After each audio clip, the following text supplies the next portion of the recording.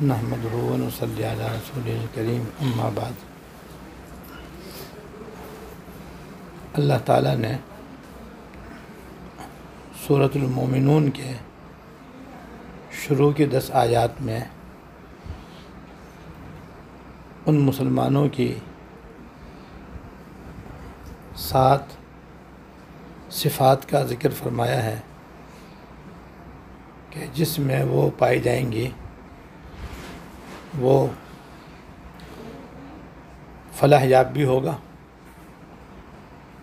اور جنت الفردوس کا مستحق بھی ہوگا۔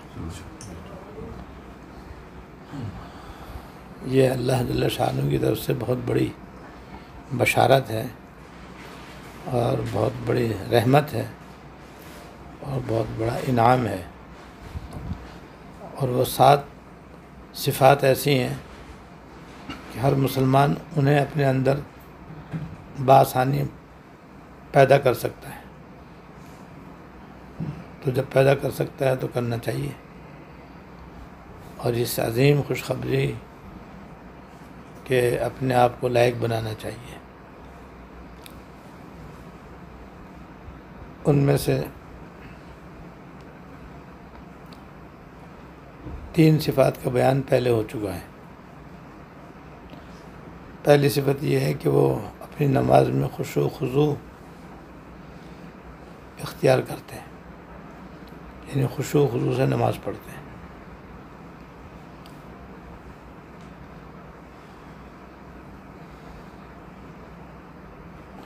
دوسری صفت یہ ہے کہ وہ لغو باتوں سے، بیکار اور فضول کاموں سے، فضول مجلسوں سے اپنی حفاظت کرتے ہیں۔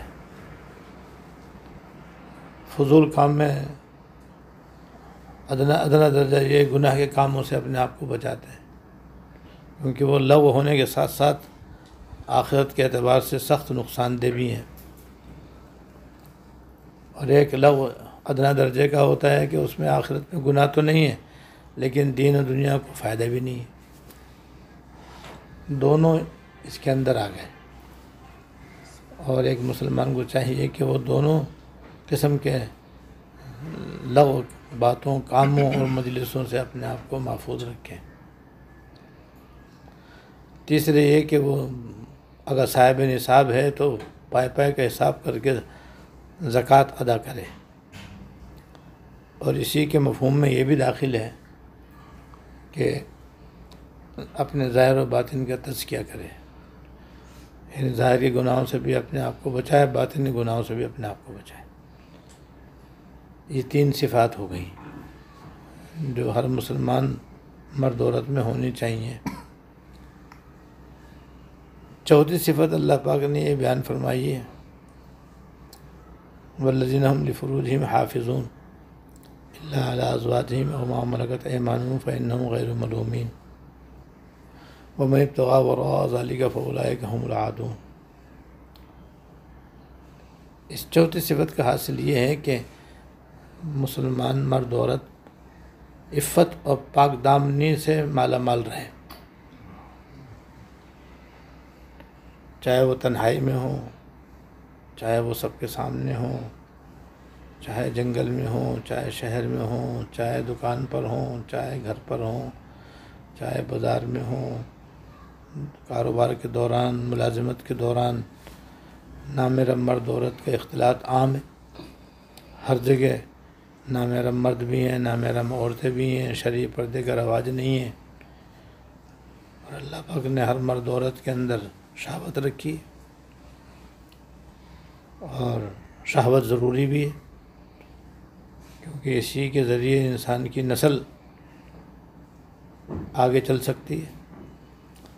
حضرت آدم علیہ السلام سے یہ نسل چلی ہے اور چلتے چلتے آج تک پہنچی ہوئی ہے اور قیامت تک پہنچے گی انشاءاللہ تعالیٰ۔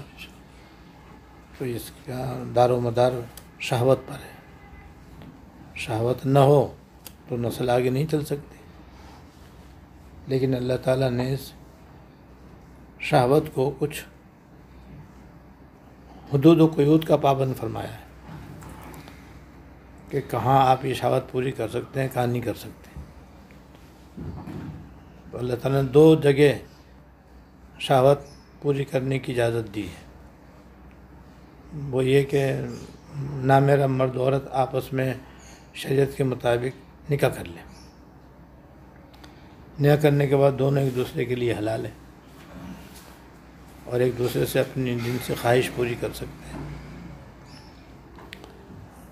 نکاح کرنے کے بعد بھی بعض صورتیں حرام ہیں اور ان صورتوں میں شہوت پوری کرنا حرام ہے، جیسے بیوی کو ماہواری آ رہی ہو، جو عام طور پر ہر مہینے آتی ہے، ماہواری کے زمانے میں صحبت کرنا حرام ہے۔ البتہ ناف سے لے کر گھٹنے تک کا حصہ اگر کپڑے سے چھپا ہوا ہو تو باقی جسم سے استفادہ کرنا جائز ہے، لیکن صحبت کرنا حرام ہے۔ ایسی بچہ پیدا ہونے کے بعد جو نفاس آتا ہے، جب تک وہ نفاس آتا رہے اور بند نہ ہو، صحبت حرام ہے۔ حالانکہ دونوں میاں بیوی ایک دوسرے کے لیے حلال ہیں، حلال ہونے کے باوجود بھی صحبت حرام ہے۔ اور تیسری صورت یہ ہے کہ غیر فطری طریقے سے آدمی صحبت کرے، یعنی بغیر آگے والے حصے کے پیچھے والے حصے سے صحبت کرے، تو یہ تو قطعاً حرام ہے، یہ تو قطعاً حرام ہے۔ تو یہ تین صورتیں اس کے اندر بھی ممنوع ہیں۔ اور دوسری صورت جو خواہش پوری کرنے کے لیے اللہ پاک نے جائز فرمائی ہے، وہ ہے حقیقی اور اصلی باندی، کنیز۔ حضور کے زمانے میں اس کا عام رواج تھا، کافروں کے یہاں بھی کنیزیں ہوتی تھیں، باندیاں ہوتی تھیں، مسلمانوں کے یہاں بھی باندیاں ہوتی تھیں۔ وہ باندیاں جس کی ملکیت میں ہوتی تھی اس کے لیے وہ حلال ہوتی تھی اور بغیر نکاح کے حلال ہوتی تھی، اور ان سے بھی آدمی اپنی شہوت پوری کر سکتا ہے۔ تو یہ دو صورتیں تھیں۔ اب دنیا میں شرعی لونڈی اور کنیز اور باندی اب رہی نہیں، لہذا وہ ایک ہی راستہ رہ گیا کہ بس نامیرا مرد عورت آپس میں نکاح کر لیں، پھر اس کے ذریعے اپنی شہوت پوری کریں، جائز۔ لیکن اس کے علاوہ جیسے مرد کا مرد سے اپنی خواہش پوری کرنا، اللہ بچائے، یا اپنے ہاتھ سے اپنی خواہش پوری کرنا، یہ بھی ناجائز ہے اور گناہ ہے۔ جس کے علاوہ جتنے بھی طریقے ہیں سب گناہ کے ہیں، لہذا نظر کی بھی حفاظت کرے، کان کی بھی حفاظت کرے، زبان کی بھی حفاظت کرے، ہاتھ پیر کی بھی حفاظت کرے، اور بدکاری سے بھی اپنے آپ کو بچائے، کیونکہ جو حلال ذریعہ ہے وہ ایک ہی ہے، نکاح۔ اس کے علاوہ جتنے بھی راستے ہیں وہ سب گناہ کے ہیں۔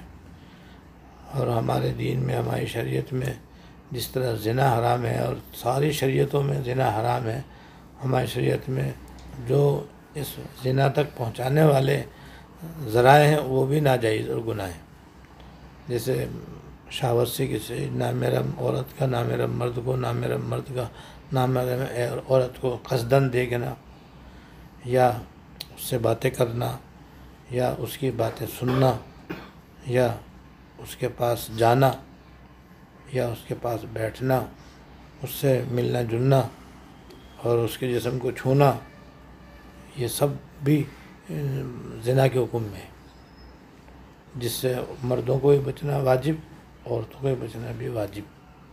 اس لیے نامیرا مرد عورت کی عام حالات میں خلوت میں بیٹھنا بھی ممنوع قرار دیا گیا ہے۔ اسی لیے ممنوع قرار دیا ہے کہ وہاں پہ تیسرا شیطان ہوگا جو دونوں کے دلوں میں برے برے وسوسے ڈال کر کے ان دونوں گناہ کرنے پر آمادہ کرے گا۔ لہذا اگر نکاح ہو چکا ہے تب تو ایک حلال ذریعہ اللہ پاک کی طرف سے حاصل ہے، دونوں ایک دوسرے سے اپنی خواہش پوری کر سکتے ہیں، کریں، اور کسی ناجائز ذریعے سے ہرگز پوری نہ کریں۔ اور اگر شادی نہیں ہوئی تب بھی واجب ہے کہ عفیف اور پاک دامن رہے، یہ نہیں کہ اب شادی نہیں ہوئی تو حرام طریقے سے ناجائز طریقے سے، جیسے آج کل موبائل کے ذریعے ننگی فلمیں دیکھی جاتی ہیں، ننگی تصویریں دیکھی جاتی ہیں اور دیکھ دیکھ کر اپنی خواہش پوری کی جاتی ہے، یہ حرام ہے۔ یہ ٹی وی کے ذریعے یا فیس بک کے ذریعے، یوٹیوب کے ذریعے یا دیگر جدید آلات کے ذریعے آدمی سب سے پہلے اپنی آنکھیں گندی کرتا ہے، پھر آگے تعلقات بڑھتے ہیں تو پھر یاری دوستی بھی ہوتی ہے، پھر سبھی کچھ ہوتا ہے، پھر ملاقات بھی ہوتی ہے اور پھر سارے گناہ اس میں آ جاتے ہیں۔ تو ایک مسلمان مرد اور عورت دونوں کے لیے ضروری ہے کہ وہ عفیف اور پاک دامن رہیں۔ یہ چوتھی صفت ہے جو ہر مسلمان مرد عورت میں ہونی چاہیے، جس کے اندر بھی ہوگی بس وہی انشاءاللہ تعالی جنت الفردوس کے لائق ہوگا اور اللہ تعالیٰ کی طرف سے اس کو فلاح ملے گی۔ اللہ تعالیٰ مجھے بھی اور آپ کو بھی سب کو یہ چوتھی صفت بھی اپنے اندر پیدا کرنے کی توفیق دے اور مرتے دم تک ہمیں عفیف اور پاک دامن رہنا نصیب فرمائے۔ وآخر دعوانا